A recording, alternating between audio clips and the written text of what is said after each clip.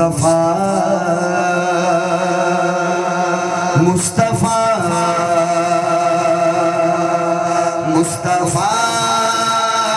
مصطفیٰ مصطفیٰ مصطفیٰ مصطفیٰ مصطفیٰ مرتبہ کیا ہے خیر الانام آپ کا ہاں انام آپ کا ہاں انام آپ کا مرتبہ کیا ہے خیر الانام آپ کا ہاں انام آپ کا ہاں انام آپ کا مرتبہ کیا ہے خیر الانام آپ کا مرتبہ کیا ہے خیر الانام آپ کا بس خدا جانتا ہے مقام آپ کا مرتبہ کیا ہے خیر الانام آپ کا بس خدا جانتا ہے مقام آپ کا مصطفیٰ مصطفیٰ مصطفیٰ مصطفیٰ مصطفیٰ مصطفیٰ اور شاعر نے اس شعر میں یہ لکھا ہے کہ جب میں نے آقا صلی اللہ علیہ وسلم کے ذات مبارک محمد اسم ذات لکھا تو اس کاغذ نے نخرے شروع کر دی اس کاغذ نے نخرے شروع کر دی تو شاعر نے بہت خوب لکھا کہ عرش اعظم وہ خود کو سمجھنے لگا ہاں سمجھنے لگا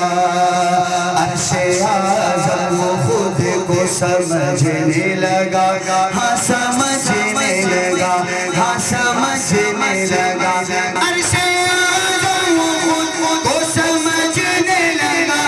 عرش اعظم وہ خود کو سمجھنے لگا من کاغذ پہ لکھا تھا نام آپ کا عرش اعظم وہ خود کو سمجھنے لگا من کاغذ پہ لکھا تھا نام آپ کا مصطفیٰ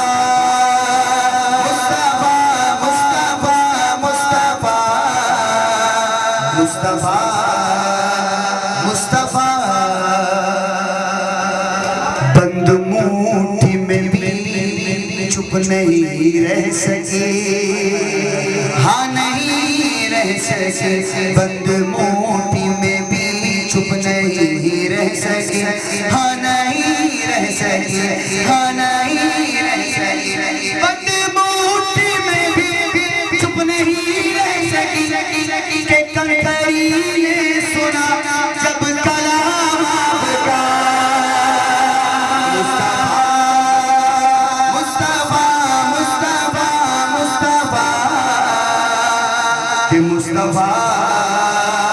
مصطفیٰ